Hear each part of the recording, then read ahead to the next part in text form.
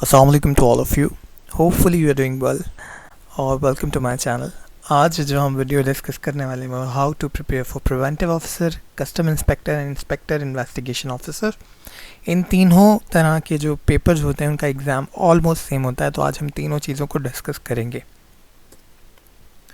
अच्छा, इस वीडियो की ख़ास बात यह है कि ये जो एग्ज़ाम है ये मैंने 6 दफ़ा ऑप्ट किया है और 4 दफ़ा क्वालिफाई किया है। तो आज मैं अपना वो सारा एक्सपीरियंस आप लोगों के साथ शेयर करने वाला हूँ। साथ ही साथ मैं आपसे शेयर करूँगा कि हायरिंग प्रोसीजर क्या है, एलिजिबिलिटी एंड टेस्ट सिलेबस क्या है, detailed preparation technique with pass paper analysis. Pass paper इसके जो है वो अलाउ नहीं होते बाहर लाना, लेकिन कुछ पिक्चर्स जो हैं वो मेरे पास मौजूद हैं ओरिजिनल पेपर की, तो वो मैंने यहाँ पे स्लाइड्स में शेयर किए हैं।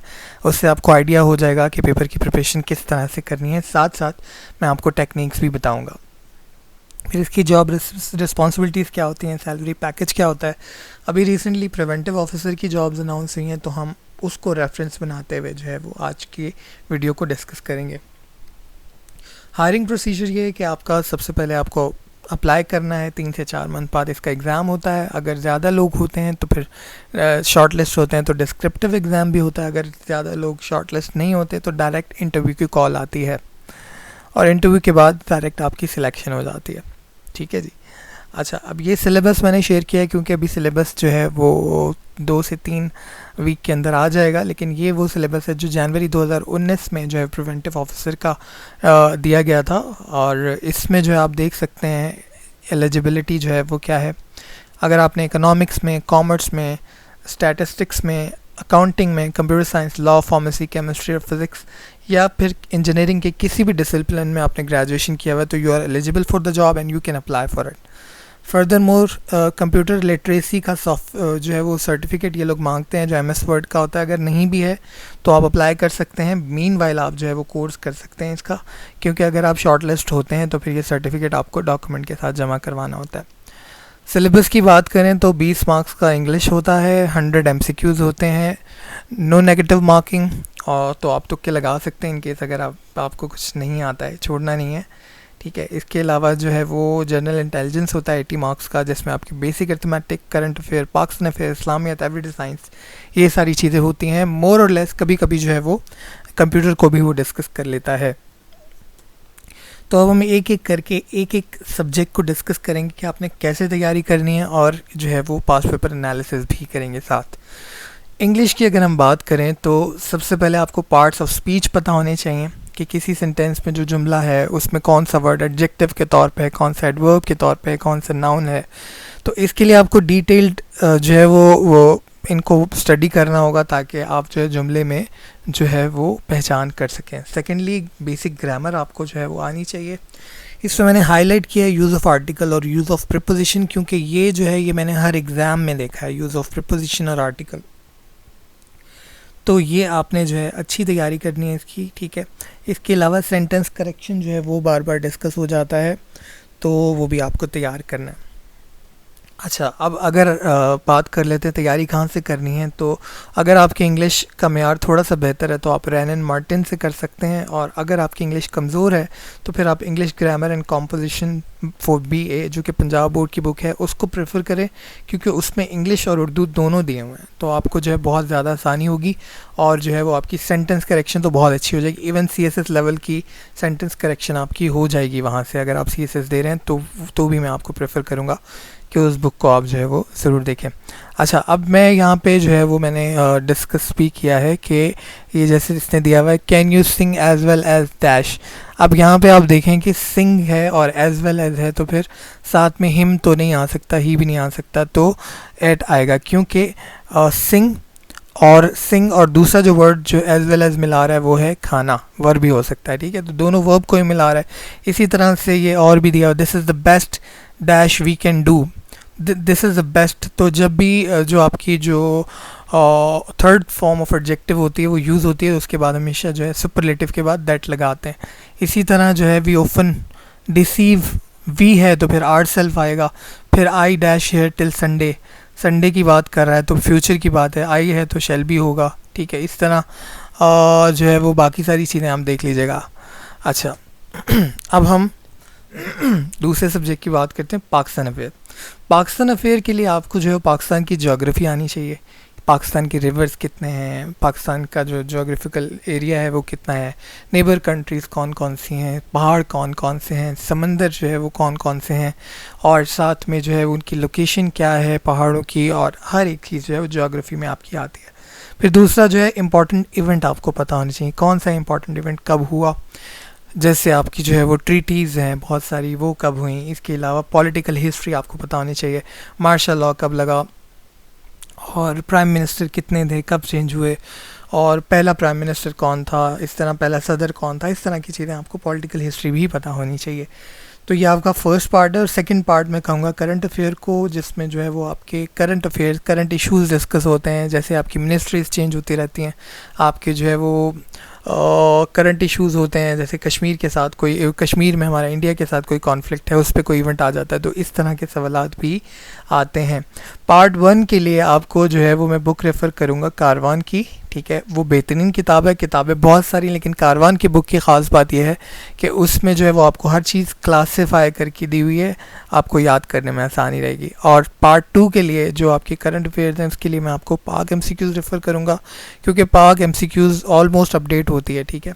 अब ये देख लें, अब तो सवाल कुछ आए हुए हैं। इंडस वाटर ट्रीटी जो है उसका रोल जो है उसमें गारंटियर का रोल किसने प्ले किया था, ठीक है। इसके अलावा नीलम रिवर जो है उसकी ट्रिब्यूटरी कौन कौन सी है, सीज़ फायर लाइन का जो कश्मीर जो है वो, कश्मीर में सीज़ फायर लाइन जो है वो कब जो है वो ड्रॉ हुई थी 49 में। फर्स्ट अफ़गान एम्बेसडर जो है devolution plan was presented by General Pervez Musharraf 2001 में जो हुआ। तो ये सारी चीज़ें आपने देखी कि जो मैंने आपको बताया है ये उसी से रिलेटेड चीज़ें आ रही हैं। आप वीडियो को रोक कर आप तसल्ली से देख भी सकते हैं, ठीक है। उसके बाद आप करंट अफेयर के ऊपर आ जाएं, वहाँ पे आपको ज्योग्राफी ऑफ द वर्ल्ड पता होनी चाहिए, ओशियंस कितने हैं, ठीक है, पेनिनसुला कितने हैं। इसके अलावा जो है आपके पहाड़, समंदर, ओशियंस, हर एक चीज़ आपको पता होनी चाहिए। फिर जो है वो आपके हिस्टोरिकल इवेंट्स हैं, जैसे ऑपरेशंस हुए हैं, ऑपरेशन गिरबिलतार है, ऑपरेशन, डिफरेंट ऑपरेशंस हैं जो है वो पाकिस्तान में और वर्ल्ड वाइड भी जो है वो होते हैं, उसका आपको पता होना चाहिए, ठीक है। इसके अलावा वर्ल्ड करंट अफेयर्स पता होने चाहिए कि दुनिया में क्या हो रहा है, कहाँ पे जहाज़ क्रैश हुआ, कहाँ पे कौन सा इंसिडेंट हुआ, इस तरह की चीज़ें। फिर आपको जो है प्रेसिडेंट और प्राइम मिनिस्टर पता होने चाहिए डिफरेंट कंट्रीज़ के, स्पेशली जहाँ पे जो है वो इलेक्शंस हो रहे हैं उनके बारे में तो ज़रूरी पता होना चाहिए, ठीक है। इसके अलावा जितनी आपकी ऑल कॉरपोरेशन ऑर्गेनाइजेशन UNO हो गई, आपकी सार्क हो गई, ठीक है। इसके अलावा जो SCO हो गई, इन सब चीज़ों के बारे में आपको पता होना चाहिए कि इनकी कब कौन सी जो मीटिंग है वो कहाँ हो रही है, ट्राइलेटरल मीटिंग है वो कहाँ हो रही है, ठीक है, और इनकी कॉन्फ्रेंसेस कब हो रही हैं, तो कहाँ हो रही हैं, ये सब चीज़ें आपको पता होनी चाहिए।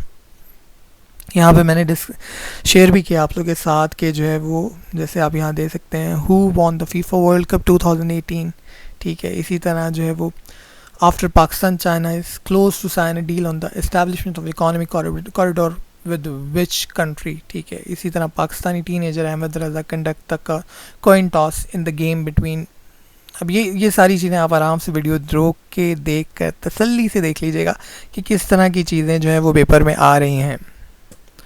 अच्छा, उसके बाद जो है वो इस्लामियत की बात कर लेते हैं। इस्लामियत के लिए आपको जो है ना वो लाइफ ऑफ प्रॉफिट के बारे में पता होना चाहिए, कुरानिक नॉलेज होनी चाहिए, आयात कितनी हैं, और जो है वो कुरान पाक में सूरतें कितनी हैं, कितनी मक्की हैं, कितनी मदनी हैं, टाइटल्स कौन से सहाबा का कौन सा टाइटल है, बेसिक ऑफ इस्लाम आपको आनी चाहिए कि ज़कात के कितने मसारिफ हैं, ठीक है। फिर गज़वात के बारे में पता होना चाहिए, कितनी गज़वात हुई, कौन सी हिजरी में कौन सी गज़वा हुई, ये सारी चीज़ें आपको पता होनी चाहिए। प्रिपरेशन सोर्स जो है वो पास्ट पेपर से मोस्टली, इस्लामिया जो थोड़ा ट्रिकी होता है जो है मोस्टली पास्ट पेपर से ही डिस्कस होता है, और कारवान की बुक में भी अच्छा इकट्ठा करके दिया हुआ, पाक MCQs में भी बहुत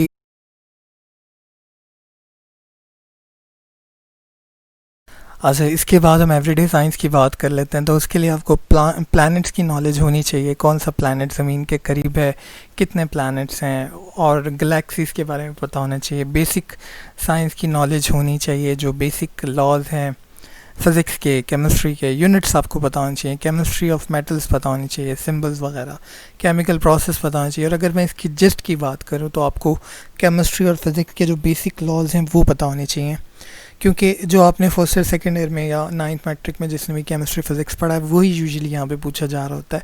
एग्जांपल्स भी मैंने आपके साथ शेयर किए हैं, जैसे यहाँ पे पूछा हुआ है कि किलोवाट आवर किसकी यूनिट है, आइस जो है ड्राई आइस क्या होती है, ठीक है, फिर ब्लैक होल रेफर टू और जो है वो क्या होता है, bronze metal is made up of metals, bronze किस चीज़ का बनता है। तो ये इस तरह की चीज़ें जो हैं वो यूजुअली पूछी जाती हैं।